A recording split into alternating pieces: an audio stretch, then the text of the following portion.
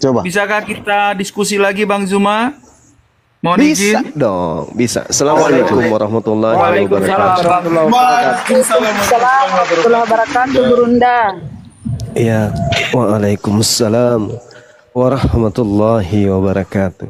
Keselamatan atas sahabat sekalian serta rahmat dan berkah Allah senantiasa menyertai. Amin.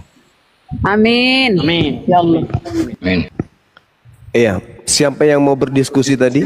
Situ sama si Junius. Jadi Saya topiknya sudah Junius dulu 2 kali Junius. berdiskusi dengan Bang Zuma. Boleh kita lanjutkan untuk Iya, topiknya apa 3 kali malam ini? mualaf nanti ya. Ya, Boleh, topiknya boleh, malam ini topiknya Tidak apa, mau. Bro? Anda diskusikan topiknya apa? Silakan Bang. topiknya yang paling disukai oleh saudara saya umat Islam, kemurnian sebuah kitab. Oh iya, boleh. Masya Allah. Subhanallah. Masya Allah, luar biasa ini. Ya. Silakan. Anda yang bertanya duluan atau saya yang bertanya duluan? Opening statement dulu, Bolehkah- coba. Opening statement dulu, Bolehkah silakan. disimpan dengan opening baru mau ngomong Iya, itu. silakan. Iya, silakan. Baik, mungkin dari Bang Juma opening statement, baru dari saya opening statement, baru masing-masing tanggapan Bang Zuma. Baik. Baik. Bismillahirrahmanirrahim. Alhamdulillahirabbil alamin. Segala puji bagi Allah, Tuhan seluruh semesta alam. Salawat serta taslim atas junjungan kita baginda Rasulullah Muhammad sallallahu alaihi wasallam yang melalui lisannya kemudian manusia terselamatkan dari ajaran paganisme, ajaran politeisme, ajaran animisme dan ajaran yang membuat manusia akan terlempar ke dalam api neraka. Jadi berbicara mengenai kitab suci, khususnya Al-Quranul Karim, perlu dipahami bahwa Allah Subhanahu wa Ta'ala mewahyukan Al-Quran tidak secara sekaligus, melainkan secara berangsur-angsur sesuai dengan peristiwa yang terjadi pada masa itu, sesuai dengan kebutuhan umat, sehingga syariat yang diciptakan oleh Allah benar-benar dapat diterapkan dengan baik dan teratur sesuai dengan tujuannya. Oleh karena itulah kemudian di antara ayat suci Al-Quran yang diwahyukan oleh Allah lebih awal, ada yang kemudian diturunkan lebih akhir, dan ada yang dinamakan ayat-ayat Makkiyah, dan ada pula yang dinamakan Madaniyah. Untuk apa? Untuk mempermudah mengetahui mana ayat yang nantinya kemudian berada pada posisi nasik atau yang dimansuk, dan maka itu kita umat Islam harus mengetahui mana ayat Makkiyah, mana ayat Madaniyah, sehingga kita dapat dengan mudah mengetahui apa yang lebih awal diturunkan oleh Allah dan apa yang lebih akhir diturunkan oleh Allah. Ini harus dipahami dulu. Sehingga ketika berbicara mengenai Al-Quranul Karim, Allah Subhanahu wa Ta'ala menjelaskan kemudian di dalam Al-Quran, A'udzubillahi minasyaitonirrajim. Wa ma arsalna min qablika mir rasulin wala nabiyyin illa idza tammana. Ketika dikatakan kemudian illa, kecuali idza tamanna alqasyaitan fi umniyati wa yamsakhullah ma yulki syaitan summa yuhkimullah ayati wallahu alimun hakim.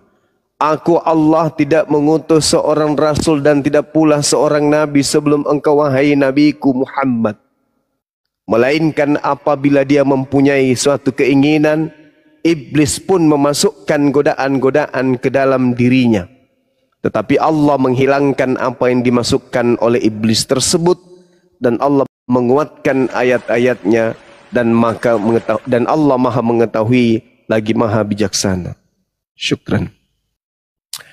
Di ayat lain Allah Subhanahu wa Ta'ala menjelaskan, ma nansakh min ayatin aw nunsiha na'ti bi khair minha aw mithliha alam ta'lam annallaha ala kulli syai'in qadir.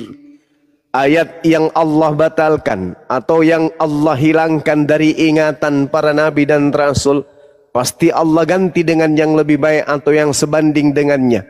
Tidakkah kamu tahu bahwa Allah Maha Kuasa atas segala sesuatu? Jadi kaidah di dalam Al-Quranul Karim, Allah Subhanahu wa ta'ala kemudian memberikan kaidah hukum kepada Nabi Muhammad sallallahu alaihi wasallam untuk diserahkan kepada litubayyina linnasi, untuk seluruh umat manusia. Sehingga di dalam pengajaran Al-Quran ada yang disebut kajian-kajian muamalah, ada yang kemudian disebut dengan kaidah-kaidah atau kajian-kajian ibadah. Ibadah, muamalah, muamalah, ibadah. Itu semua mengikuti kemudian aturan-aturan atau asas-asas yang bersifat umum yang mengarah kepada pendidikan jiwa dan pemeliharaan keselamatan dan kesejahteraan masyarakat pada masa itu, yang diikat dengan ikatan tolong menolong dan persaudaraan, ukhuwah Islamiyah. Itu jelas. Hanya saja yang perlu dipahami adalah keadaan dan adat kebiasaan setiap umat itu berbeda dengan umat yang lain. Ada kadang-kadang suatu peraturan cocok dengan suatu kaum, tetapi aturan itu tidak cocok dengan kaum yang lainnya. Dan ada juga kadang-kadang cocok dengan suatu waktu, tetapi tidak cocok dengan waktu berikutnya. Jadi tidak diragukan oleh Allah, oleh kita kepada Allah sebagai pencipta yang kemudian mengatur aturan yang ada dari langit untuk berhak dilaksanakan kemudian oleh manusia di atas muka bumi ini. Allah memberikan ketetapan, Allah juga punya hak untuk membatalkan ketetapannya sendiri. Sebagaimana Allah memberikan aturan kepada Nabi Musa, aturan diberikan kepada Daud, kepada Salomo, kepada seterusnya Nabi Isa alaihissalam, dan sampai kepada baginda Rasulullah Muhammad sallallahu alaihi wasallam. Aturan itu sifatnya dinamis, tidak statis. Ini yang perlu dipahami oleh saudara-saudara sekalian. Jadi Al-Quran itu diwahyukan oleh Allah tidak statis tapi dinamis. Dalam arti kata bahwasanya ketika Al-Quran diwahyukan secara berangsur-angsur, terjaga kemudian kemurniannya, terjaga kemudian kesuciannya. Allah Subhanahu wa taala sendiri yang memberikan legalitas. Inna nahnu nazzalna dzikra wa inna lahu lahafizun. Aku Allah yang mewahyukan Al-Quran, aku juga yang akan menjaganya. Saya kira begitu sebagai pengantar. Mudah-mudahan malam hari ini kita bisa memberikan edukasi yang terbaik untuk diri kita masing-masing dan juga buat yang mendengarkan. Silakan. Amin. Terima kasih Bang Juma. Sama-sama. Kami di Kristen, firman Tuhan dalam Kristen kami sebut Alkitab. Di dalamnya berisi janji Tuhan, Taurat Tuhan, yang mana kami dapat katakan murni dan sempurna. Di dalam Mazmur 12 ayat 6, janji Tuhan adalah janji yang murni. Di dalam Mazmur 19 ayat 7 sampai 8, Taurat Tuhan itu sempurna, menyegarkan jiwa. Peraturan Tuhan itu teguh. Di dalam Amsal 30 ayat 5, semua firman Allah adalah murni. Dia adalah perisai bagi orang-orang yang berlindung kepadanya. Firman Tuhan bukan hanya benar, tetapi harus teruji dalam kehidupan orang-orang percaya sepanjang sejarah.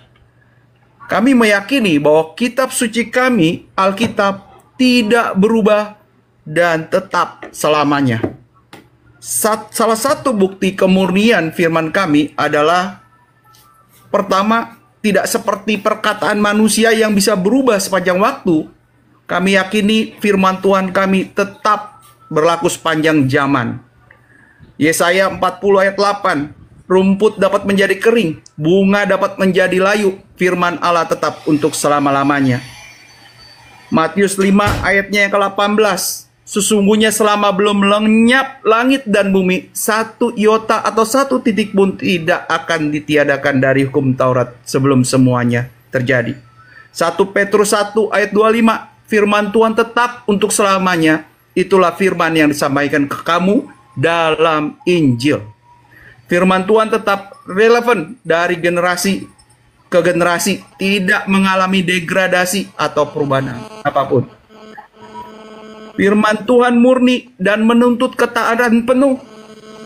Ulangan 4 ayat 2. mengatakan jangan kamu menambahi atau mengurangi perkataan yang sudah dikatakan di dalam firman Tuhan, dan berpegang teguhlah pada perintah Tuhan. Wahyu 22 ayat 18-19. Jangan seseorang pun menambah sesuatu apapun perkataan dalam firman ini, atau Allah akan menambahkan malapetaka. Firman Tuhan harus membawa hikmat, dan yang terpenting membawa saudara-saudara menuju keselamatan. Karena kitab suci bukan cuma murni, tetapi dia harus mengajarkan kebenaran kepada saudara, menegur kesalahan kepada saudara, menuntun saudara kepada keselamatan. 2 Timotius 3 ayat 16, segala tulisan yang diilhamkan Allah bermanfaat untuk mengajar, menyatakan kesalahan, memperbaiki kelakuan, dan mendidik orang dalam kebenaran. Terakhir, sebagai kesimpulan dari prolog kami meyakini firman Tuhan kami, Alkitab kami murni, tidak berubah, tetap untuk selama-lamanya. Terima kasih. Masya Allah, luar biasa ya yang kita dengarkan dari saudara kita nih. Bagaimana? Apakah saya boleh bertanya? Ya, sesi selanjutnya berhubung tadi Gurunda yang opening statement, Gurunda yang bertanya dulu. Oke, baik, terima kasih host. Tadi sempat saya mendengarkan saudara membaca Ulangan 4. Janganlah kamu menambahi apa yang kuperintahkan kepadamu, dan janganlah kamu menguranginya, dengan demikian kamu berpegang pada perintah Tuhan Elohimmu yang kusampaikan kepadamu. Jadi ini adalah ucapan kemudian Nabi Musa alaihissalam, yang mana ucapan ini dipahami kemudian oleh orang-orang Yahudi sebagai firman Tuhan. Pertanyaan saya kepada saudara, ketika dikatakan jangan kamu menambahi apa yang kuperintahkan kepadamu, jangan kamu menguranginya, di dalam salah satu perintah, jangan engkau makan babi karena itu haram bagimu, jangan kau tambah, jangan kau kurangi. Pertanyaan saya, kenapa di dalam kitabnya orang Kristen ada pengurangan hukum, yaitu Efesus 2 nomor 15. Dengan matinya Yesus, maka dia telah membatalkan hukum Taurat beserta segala apa yang ada di dalamnya. Artinya ini bukan lagi mengurangi, bukan apalagi menambah, tetapi menghapuskan semua. Sedangkan perintahnya jangan kau kurangi, tapi ini malah dihapus. Dengan matinya Yesus, maka hukum Taurat itu dibatalkan beserta segala ketetapan yang ada di dalamnya. Tertulis di dalam Efesus 2 nomor 15. Pertanyaan saya, tinggi mana posisi Tuhannya Abraham, Musa, daripada Paulus? Silakan. Terima kasih. Oke. Ayat yang direferensikan Ulangan 4 ayat 2 saya bacakan. Janganlah kamu menambahi apa yang kuperintahkan kepadamu, dan janganlah kamu menguranginya, supaya kamu berpegang teguh pada perintah Tuhan Allahmu yang kusampaikan kepadamu. Maknanya, satu, hukum Taurat tidak boleh diubah oleh manusia. Oke. Kemudian dibacakan di dalam Efesus 2 ayat 15. Efesus adalah surat Rasul Paulus. Sebab dengan matinya sebagai manusia, ia telah membatalkan hukum Taurat dengan segala perintah dan ketentuannya, untuk menciptakan keduanya menjadi satu manusia baru di dalam dirinya, dan dengan itu mengadakan damai sejahtera. Mengapa Rasul Paulus dalam teks ini menuliskan dengan matinya Yesus sebagai manusia, maka Yesus telah membatalkan hukum Taurat. Ia di sini tentu bukan Paulus. Ia huruf besar, ya, I-nya besar. Nah, apa maksud Paulus dengan teks ini? Siapakah Paulus? Paulus hanya manusia biasa yang tidak bisa membatalkan hukum Taurat. Hukum Taurat, hukum Tuhan kekal untuk selamanya. Bahkan Yesus berkata, satu iota pun dalam hukum Taurat tidak akan dihapuskan sampai berdunia ini berakhir. Lalu apa maksud Paulus? Tentu harus ada maksud yang bukan berarti Paulus bisa membatalkan, karena dia hanya manusia biasa. Teks ini menyatakan bahwa menurut Paulus, Yesus membatalkan hukum Taurat. Nah, pertanyaannya membatalkan seperti apa? Nah, Yesus berulang kali menyatakan tentang hukum Taurat. Jangan kamu berzina, jangan kamu menginginkan istri orang. Kemudian Yesus berkata apa? Setiap orang yang melihat dan menginginkannya, dalam arti untuk melakukan hasratnya kepada wanita itu, dia sudah berzina dalam hatinya. Hukum yang Yesus berikan kepada umatnya jauh lebih tinggi dari hukum Taurat. Karena hukum Taurat menyatakan berzina terlebih dahulu, baru berdosa. Yesus mengatakan menginginkan saja sudah berzina dalam hatinya. Izin Bang Hadi moderatorin ya, di sini hujan gede. Ya, lanjut.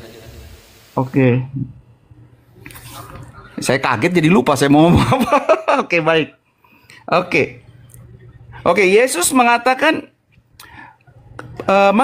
saja sudah berdosa. Demikian ya poinnya. Nah, dengan matinya Yesus, Yesus menawarkan hukum kasih, saudaraku. Yesus menawarkan hukum kasih. Yesus menawarkan penghapusan manusia berdosa, saudaraku. Penghapusan manusia berdosa. Siapa di sini manusia yang tidak berdosa? Tidak ada. Bahkan ketika saya mencoba mempelajari kitab saudara, dikatakan bahwa setiap saudara pasti akan melewati neraka. Tetapi Yesus memberikan jalan keluar, saudaraku. Melalui poinnya bang. Ya. Oke, baik. Poinnya saya persingkat. Maka maksud dari sini adalah ketika saudara percaya kepada Yesus Kristus, mengimani Yesus Kristus, menjadi murid Kristus, maka segala dosa-dosa saudara itu akan diampuni. Ketika saudara melakukan kesalahan, itu akan diampuni. Karena hukum Taurat adalah hukum tentang dosa, saudara. Itu ada law. Ketika kamu melanggar, kamu berdosa. Ketika law dibuat, tujuannya adalah untuk menghukum. Kalau saudara melakukan sesuai dengan law, saudara tidak dihukum. Demikian. Nah, rambu-rambu law itu. Demikian. Kiranya cukup jelas. Terima kasih. Boleh kan saya bertanya? Boleh, silakan. Lalu disangka dulu Bang Juma sekali lagi, baru Anda bertanya. Ya, disangganya setelah saya jawab. Entar dulu, Bang Juma disangka dulu, hari ini bertanya. Silakan Bang Juma. Oke, makasih. Mohon izin Bang Juma, bolehkah Iya. saya bertanya dulu, nanti kemudian Bang Juma jawab, gantian Bang Juma bertanya balik ke saya. Bagusnya Supaya kita maju. tuntaskan sesi ini dulu, Bang. Saya menyangga dulu pernyataan saudara, habis itu Anda bertanya. Karena kalau bertanya dulu, habis itu saya sanggah, itu nanti akan timpa-menimpa nanti antara sanggahan saya dengan jawab pertanyaan saudara. Oke, Bang, siap. Oke, baik. Jadi gini, tadi kan sudah jelas perintah Tuhannya, jangan kamu menambahi apa yang kuperintahkan. Jangan kau nambahi, jangan kau mengurangi. Ini kan perintah. Melanggar ini hukumannya dosa. Jangan kau menambah, jangan kau mengurangi. Itu perintah.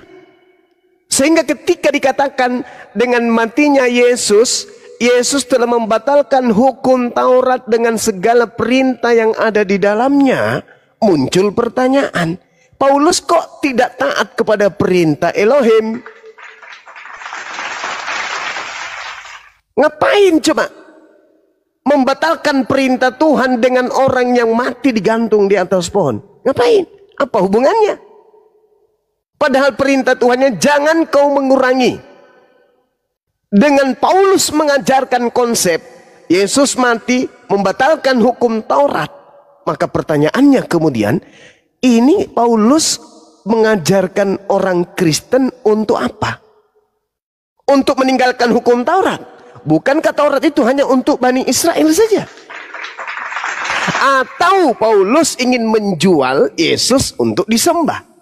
Karena tak ada hubungannya Kristen dengan hukum Taurat. Hukum Taurat itu, makanya saya tadi agak tergelitik ketika saudara berbicara tentang Mazmur, tentang kitab Yesaya, berbicara tentang kitabnya orang Yahudi.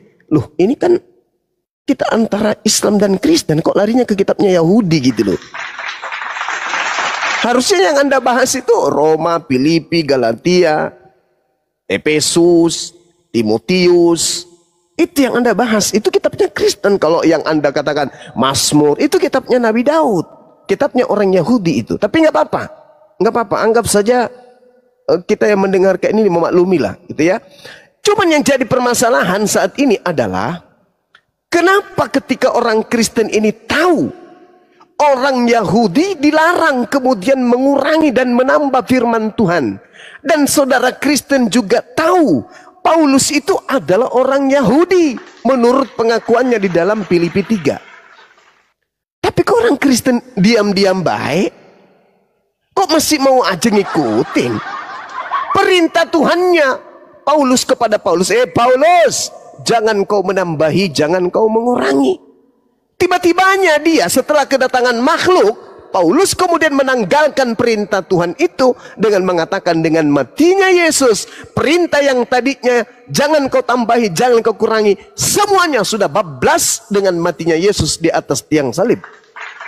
Paulus ini siapa sebenarnya? Paulus ini utusan siapa sebenarnya? Daud nggak berani mencoba untuk merubah firman Tuhan. Salomo juga demikian. Yeremia juga demikian. Saul juga demikian, Daniel juga demikian, Yesus pun demikian. Kok ini ada oknum yang muncul belakangan, pengikutnya bernama Kristen, punya kekuatan dan kuasa untuk membantah firman Tuhan. Paulus ini utusan siapa? Kok dia berani gitu loh? Seakan-akan segala kuasa telah diberikan kepada, ada kekuatan yang dia punya di atas daripada kekuatan seorang nabi.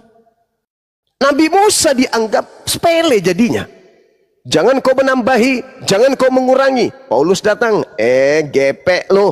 Sekarang yang berkuasa adalah gue.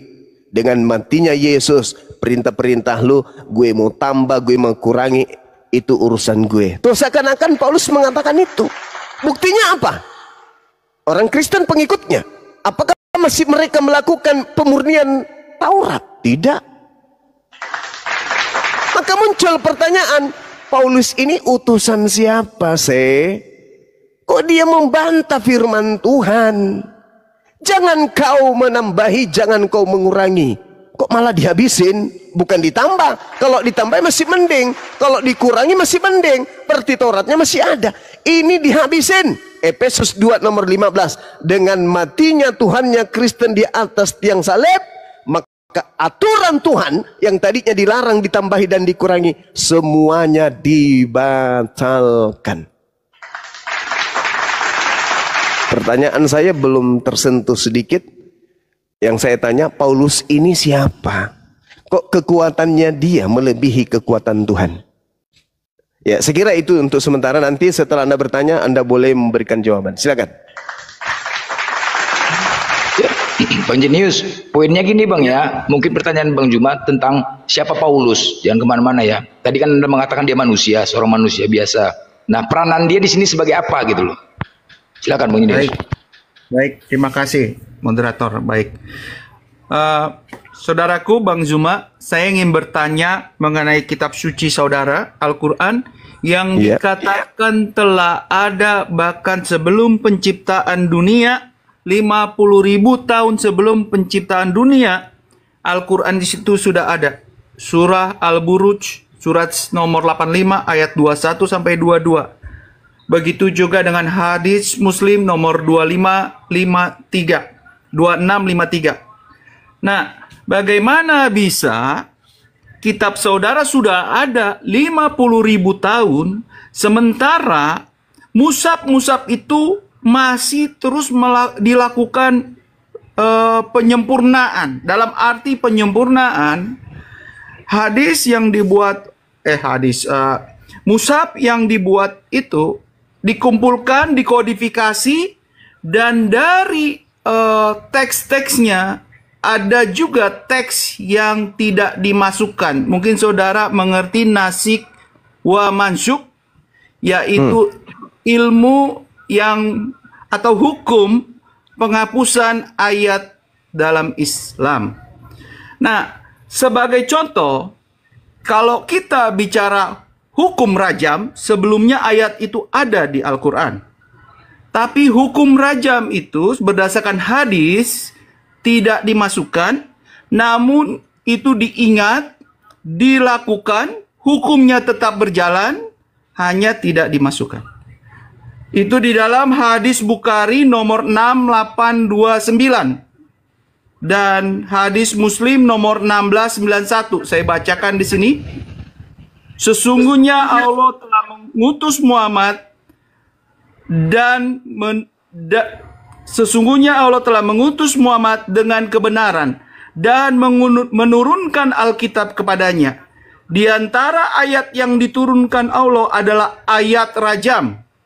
Kami membacanya, memahaminya, mengamalkannya.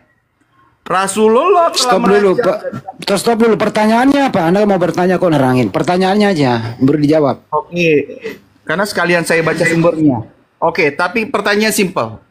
Bagaimana bisa Al-Quran itu sudah ada 50.000 tahun, sementara dalam proses kodifikasinya itu masih ada pengurangan-pengurangan ayat yang dirasakan tidak perlu?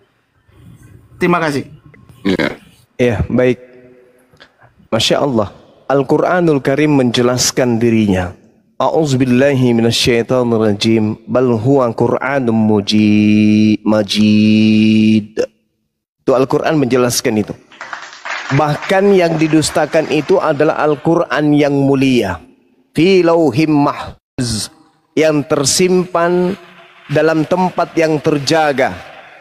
Ya, Lauhul Mahfuz. Lauh Mahfuz itu adalah tempat yang terjaga di mana Al-Quran ini sudah disampaikan oleh Allah lebih dulu, bahwa itu adalah penggarisan yang Tuhan sudah tetapkan, keadaannya, alurnya, ceritanya, ritmenya, seperti apa kemudian keadaannya, sehingga apa yang terjadi termasuk ayat-ayat yang kemudian Anda sampaikan itu sudah ditetapkan oleh Allah di dalam Lauh Mahfuz. Bagaimana kemudian Allah sudah memberikan kaidah-kaidah itu, dalam arti kata bahwa ketika ayat suci Al-Quran diwahyukan oleh Allah secara berangsur-angsur, itu semuanya sudah tertulis, sudah Allah tetapkan itu sudah Allah jelaskan di dalam Al-Quran. Kebetulan yang saya bacakan kepada saudara tadi di dalam Al-Quran surah Al-Hajj ayat 52, dan juga di dalam Al-Quran surah Al-Baqarah ayat 106. Itu semuanya sudah menjadi ketetapan Allah.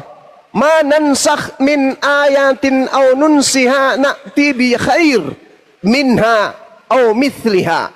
Jadi Allah telah menetapkan kemudian di Lauh Mahfuz bahwa Allah akan membatalkan atau menghilangkan dari ingatan apa yang kemudian Allah kehendaki, lalu kemudian Allah mendatangkan data yang berkesesuaian dengan berikutnya. Artinya bukan sudah tertulis lalu kemudian dibatalkan, dalam arti kata bahwasanya yang dibatalkan ini adalah sesuatu yang tidak tertulis. Tidak. Memang keadaannya seperti itu. Itu sudah diatur oleh Allah.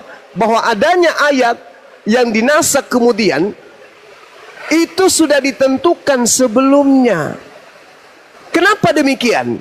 Karena keadaan di mana umat menerima ayat suci Al-Quran, Allah sudah tahu. Makanya ada yang disebut ayat Makkiyah dan Madaniyah. Allah sudah tahu itu semua. Bahwa pada fase ini, ayat ini akan digantikan dengan ayat ini. Itu sudah ada ditentukan oleh Allah Subhanahu wa Ta'ala. Tidak terjadi dengan sendirinya. Tidak terjadi dengan sendirinya. Kenapa demikian? Contoh misalnya, seperti ayat yang saya bacakan tadi kepada saudara, bahwasanya ketika Allah sudah menetapkan adanya perubahan, manansakh min ayatin aw nunsiha na'tairi minha.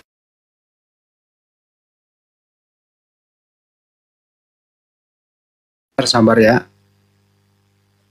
Signal, ya sabar aja dulu, sabar. Makanya saya isi, sabar.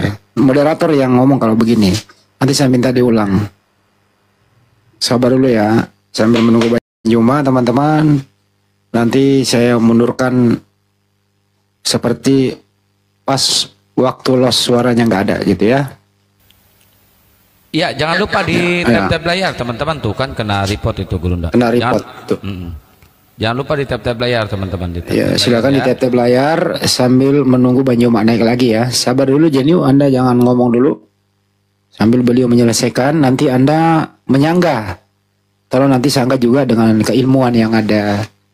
Habis itu kembali Banyu Mak menyanggah ulang. Habis itu Banyu Mak lagi yang bertanya.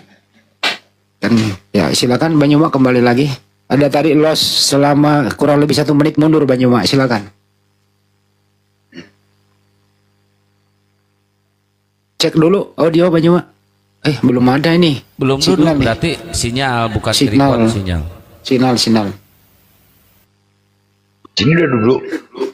Sabar dulu, sabar ya. Signalnya Banyu Mak ini.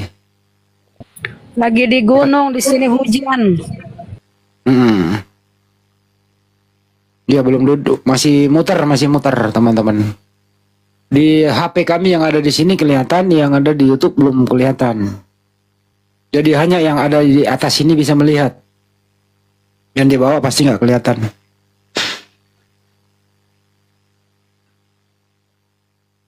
Kalau dipersilakan menyangga kurang etis juga, karena nanti Banyu Mak nggak mendengarkan sanggahan balik kan gitu.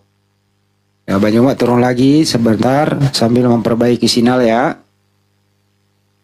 Teman-teman yang ada di sini maupun yang ada di YouTube, silakan siapkan kopinya. Udah duduk. Ya, baik. Banyu Mak bisa mundur kurang lebih 1 menit ke belakang. Mundur 1 menit. Silakan. Ada yang lost. Ini hujan deras di sini Bang Handi. Suara saya kedengaran nggak? Udah bagus. Lanjut. Iya, baik. Jadi kesimpulannya saya sederhanakan, saudara. Al-Quran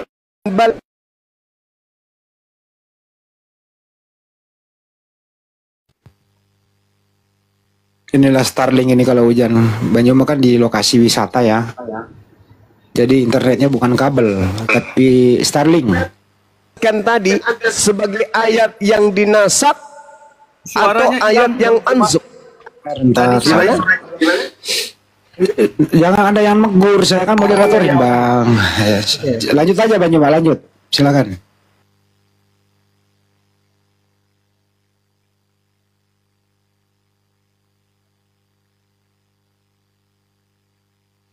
Tunggu aja dulu, nanti kesimpulannya ada dengar kok. Sabar aja. Itu semuanya sudah tertulis. Sudah tertulis kemudian di Lauh Mahfuz. Itu dijelaskan dalam Al-Quran surah Al-Buruj ayat 21-22. Sekali lagi saya katakan, ayat yang dinasik atau ayat mansuk itu semuanya, dua-duanya sudah tercatat. Sudah tercatat sebelum diwahyukan, baik ayat nasiknya maupun ayat mansuknya, itu semuanya sudah tercatat. Jadi Allah mewahyukan secara berangsur-angsur, itu semuanya sudah tercatat sebelumnya bahwa ada.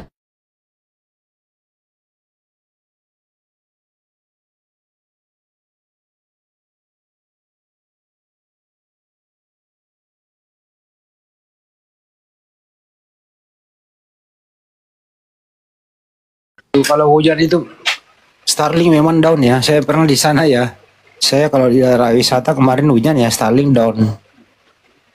Jadi kalau Banyuma lagi di rumah, jadi dimaklumi dulu ya.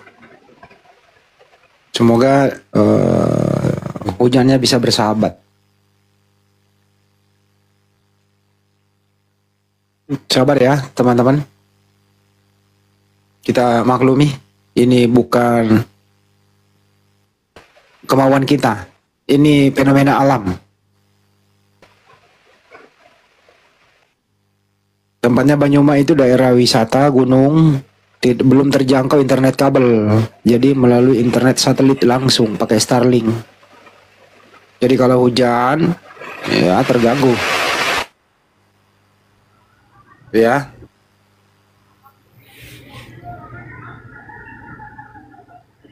Gimana Banyuma?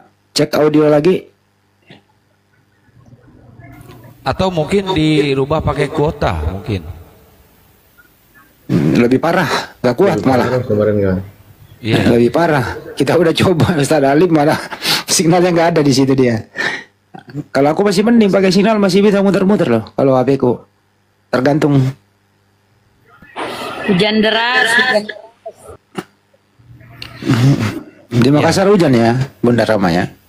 Sabar ya teman-teman. Sambil di tetap layar tembusin sampai 1 M dulu teman-teman. Biar komalnya kuat ya.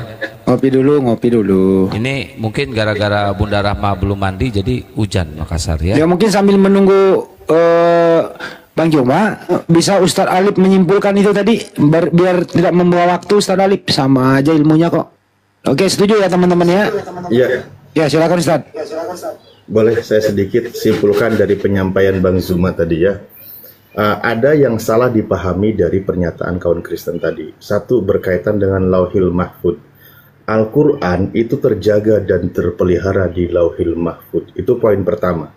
Nah, di Lauhil Mahfud ketika membahas tentang Al-Quran, Al-Quran diturunkan dari Lauhil Mahfud ke Baitul Izzah, langit pertama. Itu sekaligus. Dalilnya di mana? Al-Quran surah Al-Qadar.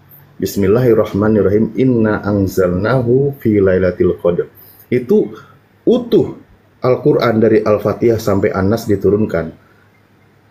Semuanya diturunkan dari Lauhil Mahfud ke Baitul Izzah atau Sama'ud Dunya, langit pertama. Lalu diterima oleh Rasulullah berangsur-angsur. Satu ayat atau sesuai dengan konteksnya dijelaskan di mana? Di dalam surah Al-Isra ayat 106. Jadi Al-Quran itu telah kami turunkan dengan berangsur-angsur agar kamu membacakannya perlahan-lahan kepada manusia dan kami menurunkannya bagian demi bagian.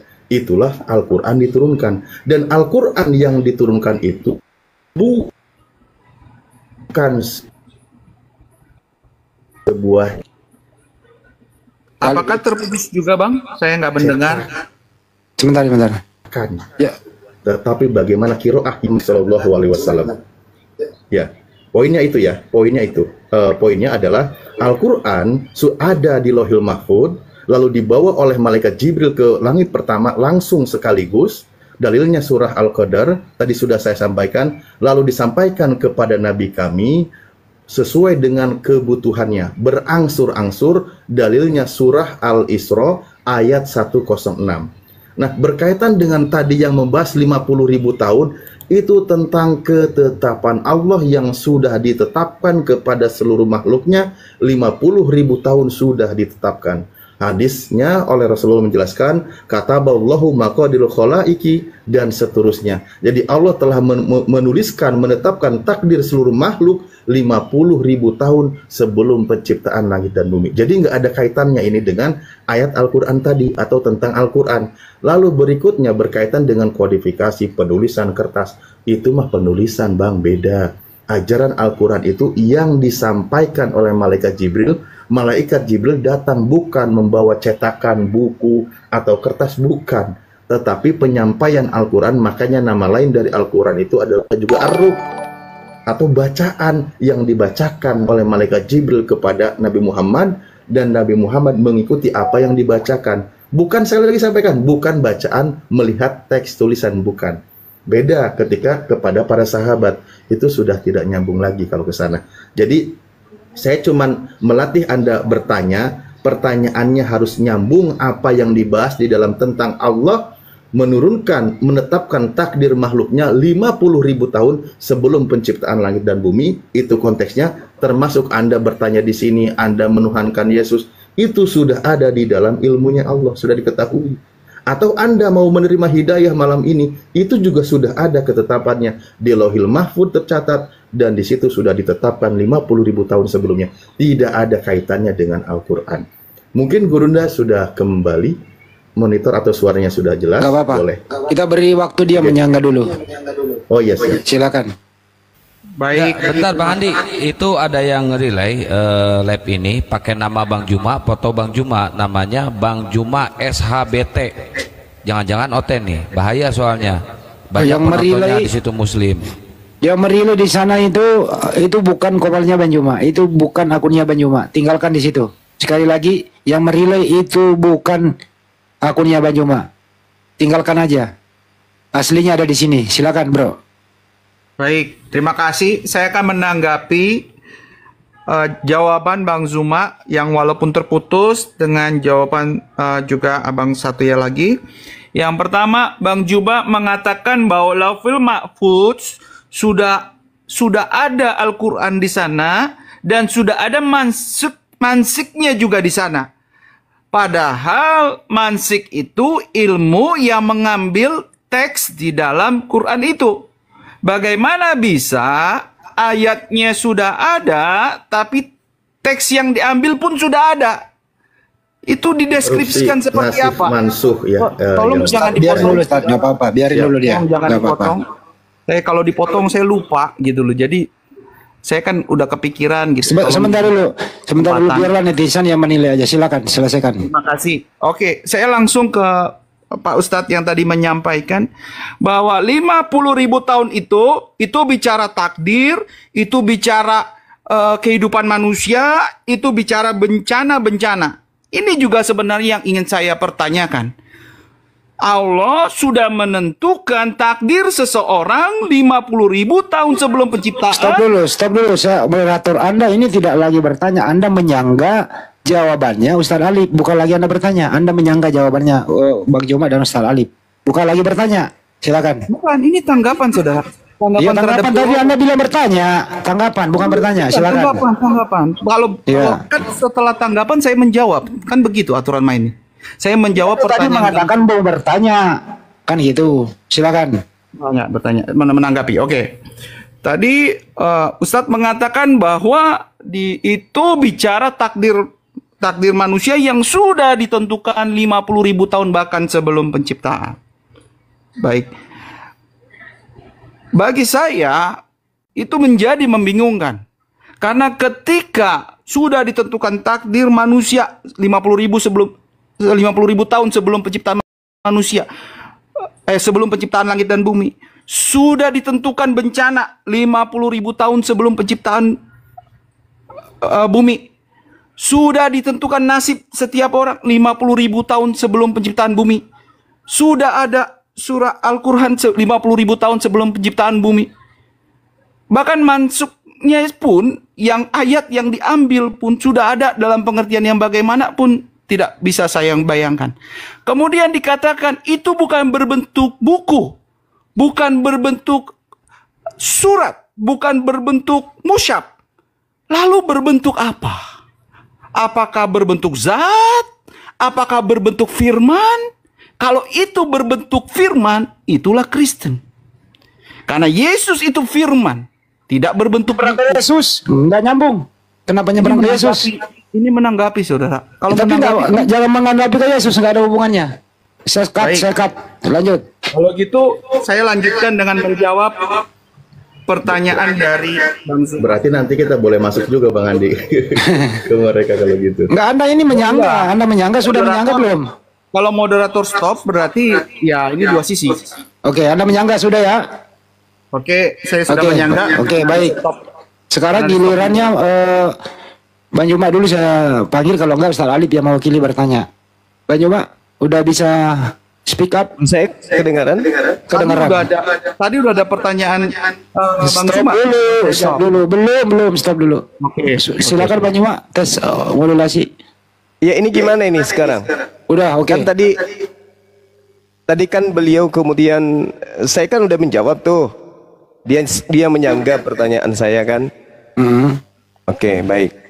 Jadi sekarang ini pertanyaan yang berikutnya atau gimana? Betul, Bang Juma lagi yang bertanya. Oke, baik. Saya masih pertanyaan yang pertama tadi. Posisi Paulus di mata hakikat yang berfirman kepada Nabi Musa ini sebagai apa? Itu pertanyaan saya. Di hadapan Tuhannya Musa, Paulus ini siapa? Karena Tuhannya Nabi Musa menekankan kemudian kepada Nabi Musa, begitu juga di dalam Al-Quran, agar berpegang teguh kepada hukum Taurat. Jangan menambah, jangan mengurangi. Nah, sekarang pertanyaan saya, kedudukan Paulus ini di mata Tuhannya Nabi Musa, itu siapa dia ini, orang ini? Menurut Tuhannya Nabi Musa. Karena orang ini menghapuskan firman Tuhan yang datang kepada utusannya, yaitu Nabi Musa alaihissalam. Apa kedudukan Paulus di mata Tuhannya Nabi Musa? Tolong sertakan dalil, silakan. Baik, terima kasih. Saya akan menjawab Bang Zuma. Apa kedudukan Rasul Paulus di mata Tuhannya Musa? Rasul Paulus bukan murid Kristus, bukan murid Yesus. Siapa dia?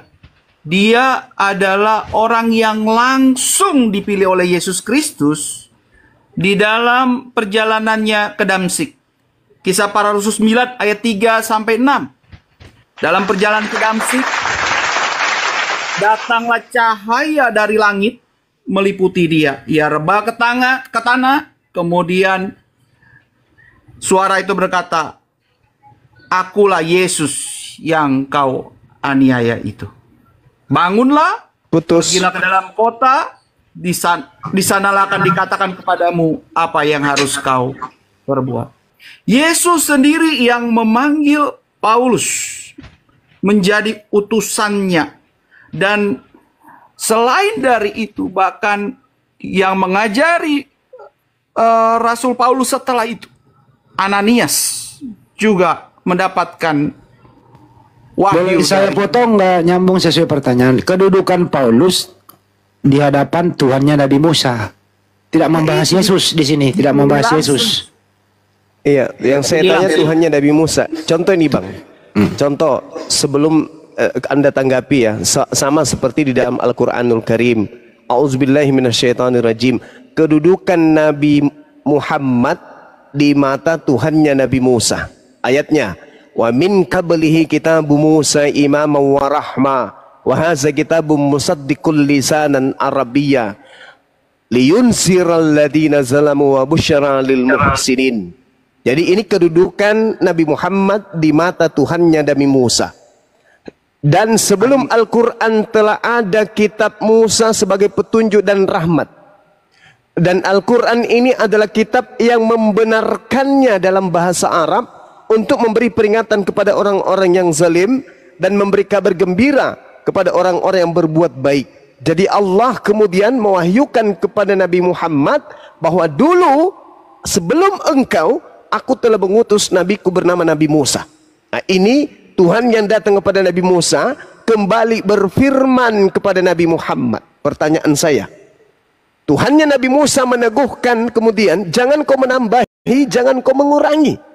Paulus muncul membatalkan semua, bukan hanya menambah, bukan mengurangi, tapi membatalkan semuanya. Ibrani 6 nomor 1, marilah kita meninggalkan semua aturan-aturan yang lama. Nah, pertanyaan saya, Siapa Paulus ini menurut Tuhannya Nabi Musa? Bukan Yesus, bukan Ananias, bukan. Yang saya tanya Tuhannya Nabi Musa. Silakan.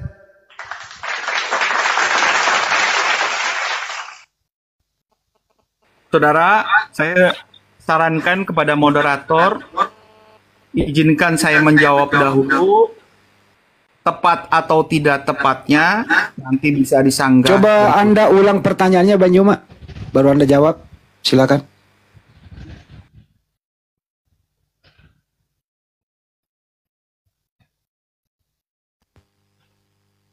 Siapakah Paulus menurut Tuhannya Nabi Musa? Silakan.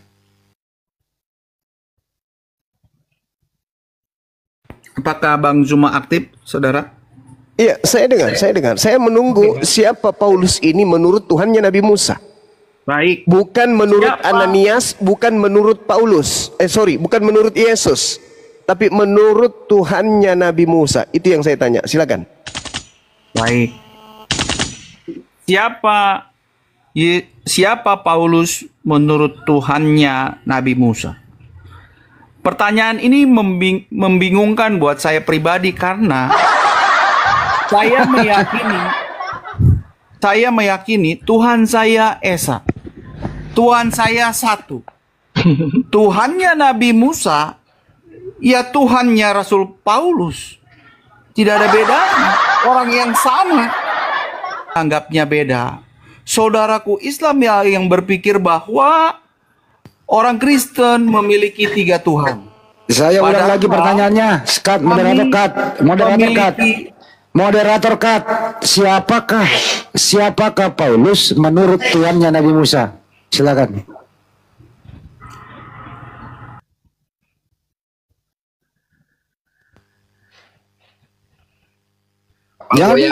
Jangan membingungkan. Jawab. Siapakah Paulus menurut Tuhannya Nabi Musa? Goyang kapal. Jangan bingung. Waduh, Silakan. saya ngomong tapi di mute terus ini. Nggak ada Tolong dong. mute, kalau sendiri yang mute itu. Enggak, tolong saudara. Ya. Diulang pertanyaannya ya, diulang ya. Moderator berhak loh membalikan. Tadi kan persyaratannya kalau ada yang bengkok, jangan di-mute, saudara. kalau ada yang bengkok, moderator akan meluruskan pertanyaannya. Siapakah Paulus menurut Tuhannya Nabi Musa? Silakan. Baik, terima kasih. Siapakah Paulus menurut Tuhannya Nabi Musa? Tuhannya Nabi Musa bagi kami adalah Tuhan Yesus, saudara. Tuhannya Nabi Musa bagi kami adalah Tuhan Yesus. Kalau bagi saudara bukan, bagi kami iya. Jadi kalau saudara bertanya tapi harus kami menganggap bukan, lalu bagaimana cara kami menjawab? Karena kami melihat bahwa Tuhannya Paulus adalah Yesus adalah Tuhannya Nabi Musa. Demikian. Bolehkah saya melanjutkan jawaban saya? Cuma lagi. Kan kamu udah demikian, berarti banyak oper ke Banyuma toh. Oke, Sebenarnya silakan Banyuma. Entar dulu. saudara nggak fair. Saya Ya, bisa juga mengajukan pertanyaan seperti itu Ntar yang juga dulu. Ini saya moderator. Bang Juma bertanya, dengerin dulu. Bang Juma bertanya, kamu menjawab, kembali ke Bang Juma menyanggah. Habis ini baru Anda bertanya lagi gitu loh. Oke, silakan. Ya, aduh. Sekarang Bang Juma menanggapi, silakan. Iya. Tadi saya sudah menjelaskan kepada saudara. Allah Subhanahu wa taala berfirman kepada Nabi Musa dan juga kemudian berfirman kepada baginda Rasulullah Muhammad sallallahu alaihi wasallam. Allah berfirman, qala ya Musa inni istafaituka 'alan nasi birisalati wa bikalami. Allah yang maha suci lagi maha tinggi berfirman kepada Nabi Musa alaihi salam, lalu berfirman kepada baginda Rasulullah Muhammad sallallahu alaihi wasallam, wa min qablihi kitabu Musa imaman wa rahma wa hadza kitabun musaddiqul lisanan arabiyyan liyunziral ladzina zalamu wa busyra lil muhsinin. Dulu aku pernah berfirman kepada Nabi Musa, memberikan kitab Torah sebagai petunjuk dan rahmat, Dan aku berfirman kepadamu membawa Al-Quran ini sebagai kitab yang membenarkan kitabnya Nabi Musa dalam bahasa Arab untuk memberi peringatan kepada orang-orang yang zalim. Pertanyaan saya, Tuhannya Nabi Musa yang berfirman jangan kau menambahi, jangan kau mengurangi itu, pernah tidak berfirman kemudian kepada Paulus, siapa Paulus menurut Tuhannya Nabi Musa yang telah menghadiahkan Kristen 13 kitab, Roma, Filipi dan seterusnya, 13 kitab ditulis Paulus, selayaknya penulisannya itu diwahyukan oleh Tuhannya Nabi Musa. Tetapi pertanyaan saya, siapa Paulus ini? Kok bisa punya kitab 13 buku? Dari mana dia dapatkan itu? Adakah Tuhannya Nabi Musa pernah berfirman kepadanya? Kalau ada, tunjukkan dalilnya. Kalau Yesus sendiri berkata, Yohanes 12:49, aku tidak berkata-kata dari diriku sendiri. Bagaimana mungkin berkata-kata seenak perutnya kepada Paulus memberikan 13 buku dengan aturan baru? Itu mustahil. Maka muncul pertanyaan saya, tolong dijawab.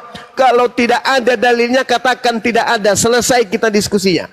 Ada tidak Tuhannya Nabi Musa bercerita tentang Paulus atau berfirman kepada Paulus, memberikan surat-surat Paulus? Silakan Anda jawab. Kalau tidak ada, katakan tidak ada. Kita nggak usah lanjut lagi. Silakan.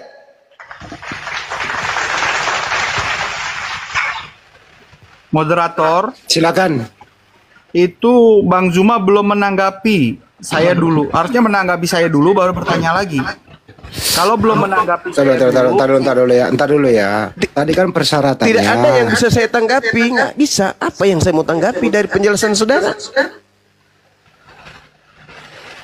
Anda mengatakan Yesus itu adalah Tuhannya Musa. Gimana ceritanya? Orang waras mana yang bisa menerima itu, Bang? Aduh, moderator yang fair, jangan di-mute terus saya. Tolong ditanggapi dulu. Kalau belum, mungkin tadi Bang Zuma tidak mendengarkan. Saya kita urut diskusinya. Tadi pertama pembahasan kitab ya. Yang pertama memberikan statement masing-masing. Pertama Bang Zuma memberikan statement, kemudian Anda. Nah, Bang Zuma kemudian menanggapin apa yang memberikan statement dan bertanya tentang Taurat segala macam. Anda menjawab tadi tentang Paulus. Nah, Bang Zuma bertanya lagi, Paulus itu siapa? Malah Anda bertanya tentang Quran. Mushaf itu pun dijawab Bang Zuma gitu loh. Walaupun pertanyaan Anda tentang Al-Quran Mushaf dijawab Bang Zuma. Nah, kembali lagi pertanyaan Bang Zuma kepada Anda nggak jawab gitu loh. Kenapa Anda lagi yang bertanya? Dari tadi loh saya bawakan tentang Paulus itu gimana? Anda nggak menjawab. Coba saya butuh mediasi yang lain. Apakah setuju dengan mediasi? Orang kami catat ini kok hasil diskusinya gimana nya? Karena seharusnya menanggapi bertanya. Tidak, pertanyaan dari tadi tidak dijawab sama Anda. Semua pertanyaan Anda udah Bang Zuma jawab tentang Mushaf itunya.